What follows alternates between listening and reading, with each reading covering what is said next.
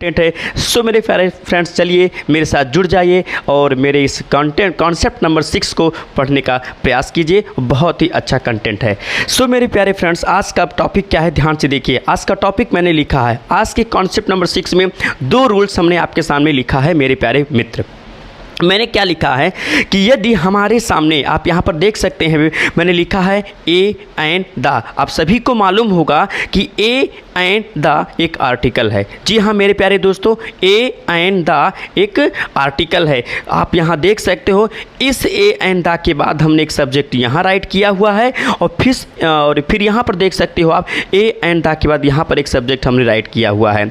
इसको हम मेरे प्यारे दोस्त सब्जेक्ट 1 मान लेंगे। जी हाँ, इसको हम सब्जेक्ट 1 मान लेंगे मेरे प्यारे दोस्त, और इसको हम सब्जेक्ट 2 मान लेंगे। तो मैं आपको ये बताना चाह रहा हूँ कि अगर हमारे सामने ए एंड द के साथ एक सब्जेक्ट जुड़ा हो और फिर एक ए एंड द के साथ सब्जेक्ट जुड़ा हो और ये दोनों ही पार्ट एंड से जुड़े हो, आप यहाँ देख सकते हो मैंने एंड यहाँ पर लिखा हुआ है। कहने का मतलब, जब किसी सेंटेंस में एंड से सब्जेक्ट 1 और सब्जेक्ट 2 लिखा गया हो और दोनों ही सब्जेक्ट के साथ आर्टिकल का प्रयोग किया गया हो। आप यहाँ देख सकते हो, ये सब्जेक्ट 1 है, इसके साथ आर्टिकल ए एंड द आया है।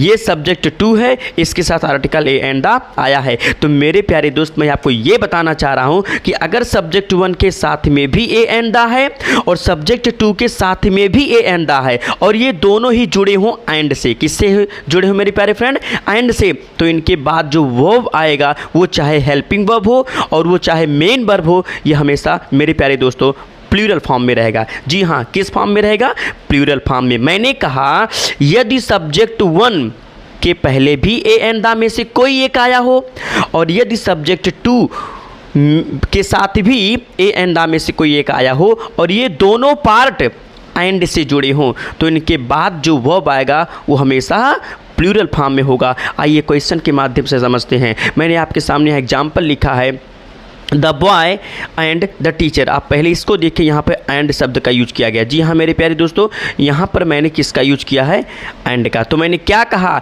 जब 2 पार्ट, मेरे प्यारे दोस्त, जब 2 पार्ट, आप यहाँ देख सकते हो, एक पार्ट, एक सब्जेक्ट ये है और एक सब्जेक्ट ये है, और आप दोनों देख सकते हो, दोनों ही सब्जेक्ट के बाद यहाँ पर किसका यूज किया गया है मेरे प्यारे मित्र, द का। तो मैंने क्या कहा, हम इसको सब्जेक्ट 1 मान लेते हैं मेरे प्यारे दोस्त और इसको सब्जेक्ट 2 मान लेते हैं। तो ये सब्जेक्ट 1 है और इसके साथ में भी द आया है, ये सब्जेक्ट 2 है, इसके साथ में भी द आया है। मैंने कहा क्या, यदि सब्जेक्ट 1 के साथ इन तीनों में से कोई एक हो और सब्जेक्ट 2 के साथ में भी इन तीनों में से कोई एक हो, तो जो का हमेशा वो वर्ब प्लूरल होगा। तो आप मेरे प्यारे मित्र ये जान सकते हो कि इज सिंगुलर है और आर प्लूरल है। चूंकि इस सब्जेक्ट के साथ में भी द आया है और इस सब्जेक्ट के साथ में भी द आया है मेरे प्यारे मित्र, इसीलिए हम प्लूरल वर्ब का यूज करेंगे। अर्थात यहाँ पर हमारा अप्रोप्रिएट आंसर क्या होगा मेरे प्यारे मित्र, आर। अब इसका आंसर तैयार होता है, द बॉय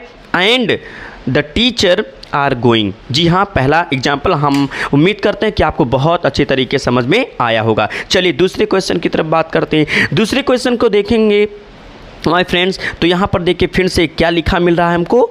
जी हाँ मेरे प्यारे फ्रेंड, एंड लिखा मिल रहा है। फिर एंड के ठीक पहले एक सब्जेक्ट ये है और एक सब्जेक्ट ये है और दोनों के ठीक पहले यहाँ ए आर्टिकल आया है और यहाँ पर भी ए आर्टिकल आया है। यानी दोनों सब्जेक्ट के साथ ये भी एक सब्जेक्ट है और ये भी एक सब्जेक्ट है। दोनों सब्जेक्ट के साथ आप यहाँ देख सकते हो आर्टिकल ए का प्रयोग किया गया है। अर्थात यहाँ पर भी इन दोनों वर्ब में से प्लूरल वर्ब, वाज सिंगुलर है और वर प्लूरल है। अर्थात यहाँ पर हम यूज करेंगे मेरे प्यारे मित्र किसका, वेयर का। तो इसका आंसर क्या तैयार होता है, a hot and a cold spring were found. जी हाँ मेरे प्यारे फ्रेंड, मैंने क्या बताया, सब्जेक्ट 1 के साथ में भी ए एंड द हो और सब्जेक्ट 2 के साथ में भी ए एंड द हो, लेकिन याद रखना ये दोनों ही, जी हाँ, ये दोनों ही जुड़े हों किससे, एंड से। जी हाँ मेरे प्यारे मित्र, इस बात को मत भूलिएगा, ये दोनों ही किससे जुड़े हों, एंड से। तो याद रखिएगा इनके साथ जो वर्ब होगा वो हमेशा कैसा होगा,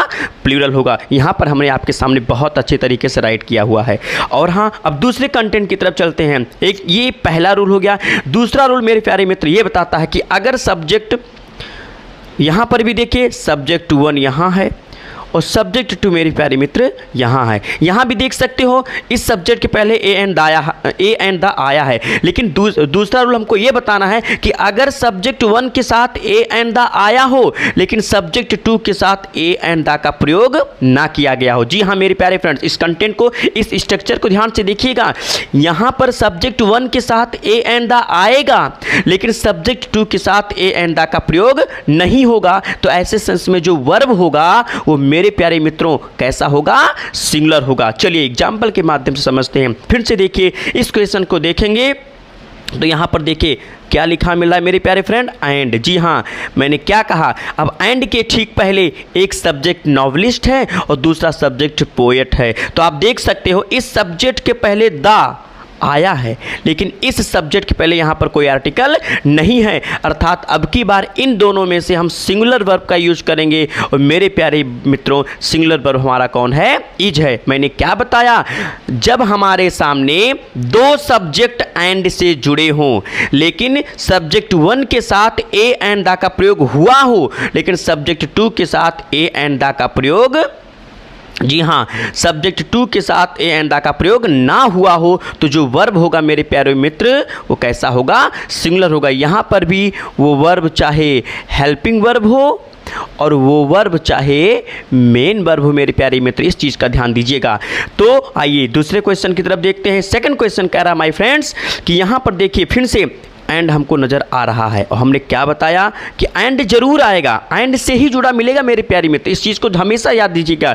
देखिए एंड के ठीक पहले एक सब्जेक्ट यहाँ पर हमको नज़र आ रहा है गुड मैन और दूसरा नज़र आ रहा है यूजफुल सिटीजन। जी हाँ, आप देख सकते हैं यहाँ पर माफ़ कीजिएगा, गुड मैन के ठीक पहले आर्टिकल ए तो आया है माई फ्रेंड्स, लेकिन यहाँ पर यूजफुल सिटीजन के पहले यहाँ पर कोई आर्टिकल नहीं आया है, अर्थात ये भी एक सब्जेक्ट है और ये भी एक सब्जेक्ट है माय फ्रेंड्स, लेकिन इस सब्जेक्ट के ठीक पहले आर्टिकल आया है लेकिन इस सब्जेक्ट के ठीक पहले यहाँ कोई आर्टिकल नहीं आया है, इसलिए इसमें फिर से हम सिंगुलर वर्ब का यूज करेंगे माय फ्रेंड्स। और हैज या हैव में से हैज सिंगुलर है इसीलिए हम हैज हेल्पिंग वर्ब का यूज करेंगे लेकिन हैव का प्रयोग नहीं करेंगे। तो मेरे प्यारे मित्र, मैं पूरी उम्मीद के साथ इस बात को बता सकता हूँ, कह सकता हूँ कि जो दोनों ही कंटेंट, ये कंटेंट और ये कंटेंट आपको बहुत अच्छे तरीके से समझ में आया होगा। फिर से एक बार बता देता हूँ, जब दो सब्जेक्ट एंड से जुड़े हों और दोनों ही सब्जेक्ट के साथ आर्टिकल नज़र आता हो तो जो वर्ब होगा वो प्लूरल होगा।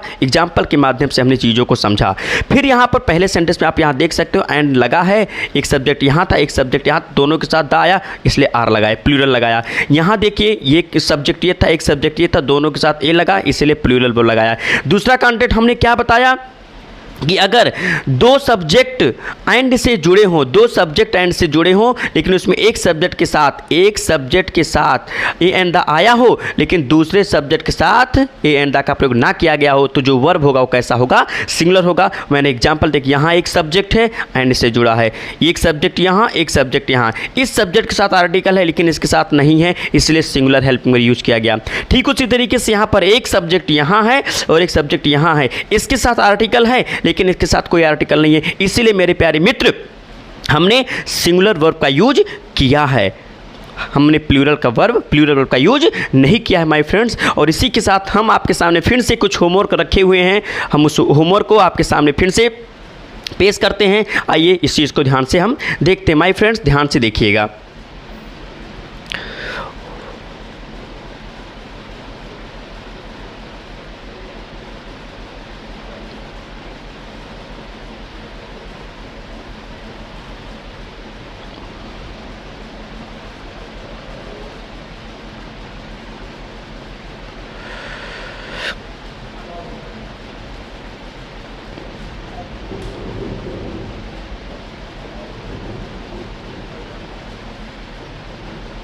माय फ्रेंड्स, ये 4 क्वेश्चन मैं आपके सामने लिखा हूँ, इनको आप वीडियो पॉज करके रोक के देख लीजिएगा। ये 4 क्वेश्चन हैं, इनको आप अच्छे तरीके से राइट करके और इसका आंसर हमारे कमेंट बॉक्स में ज़रूर दीजिएगा। आप इस वीडियो को पूरा रोक लीजिएगा और रोकने के बाद पूरे सेंटेंस को राइट कर लीजिएगा। इसके बाद आप अप्रोप्रिएट आंसर लिख करके हमको इसका जवाब ज़रूर दीजिएगा मेरे प्यारे मित्र। जी हाँ,